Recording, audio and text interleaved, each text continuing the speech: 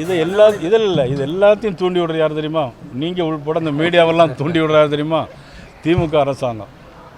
திமுகவுடைய தூண்டுதலில் தான் இவ்வளவு வேலைகளுமே நடக்கு. எல்லா பின்னணிக்கும் காரணம் முழுக்க முழுக்க திமுக அரசாங்கம் தான் காரணம்.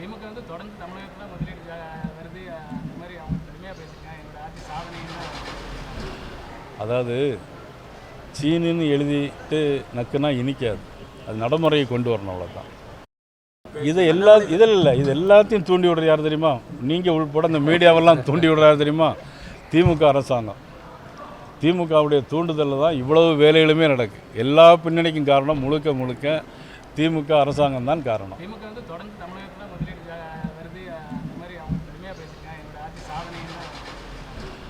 அதாவது சீனின்னு எழுதிட்டு நக்குனா இனிக்காது, அது நடைமுறையை கொண்டு வரணும், அவ்வளோதான்.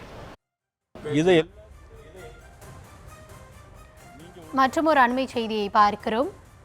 அண்ணாமலை அவர்கள் தொடர்பான கேள்வியை பாஜக மாநில தலைவர் நயினார் நாகேந்திரனிடம் எழுப்பிய பொழுது அனைத்திற்கும் காரணம் திமுக அரசுதான் என அவர் குற்றம் சாட்டியிருக்கிறார். அது தொடர்பான அந்த காட்சிகளையும் பார்த்தோம்.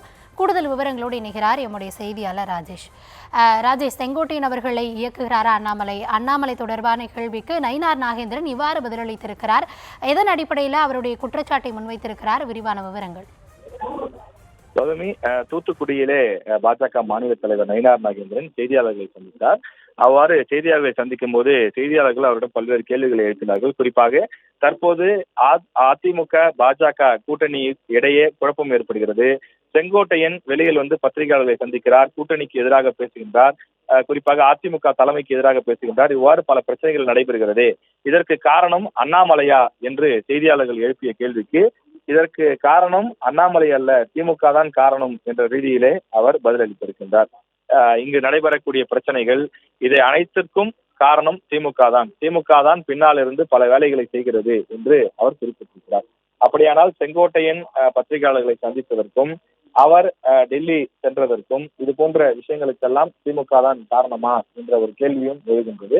நயினார் நாகேந்திரன் எந்த அடிப்படையிலே திமுக மீது குற்றச்சாட்டை முன்வைக்கின்றார்? இது வெறும் அரசியல் காரணங்களுக்காக இது போன்று திசை மாற்றும் வேளையில் நயினார் நாகேந்திரன் இந்த பதிலை குறிப்பிடுகிறாரா, அல்லது அவர்களுக்கு உண்மையிலேயே திமுக மீதுதான் சந்தேகம் இருக்கிறதா என்பது குறித்த விளக்கங்கள் எதுவும் அவர் சொல்லவில்லை. அண்ணாமலை இந்த பிரச்சனையிலே பின்னால் இருக்கிறார். அதாவது பாஜகவினுடைய மாநில தலைவர் பொறுப்பிலிருந்து அண்ணாமலை நீக்கப்பட்டு விட்டார். அது மட்டும் இல்லாமல் தன்னுடைய ஆதரவாளர்களாக கருதப்படக்கூடிய கூட்டணி கட்சியினர் டிடிவி தினகரன், ஓபிஎஸ் ஆகியோருக்கெல்லாம் இந்த கூட்டணியில இடமில்லை என்று அவர்களுக்கு அதிருப்தியின் காரணமாக வெளியேறி இருக்கிறார்கள்.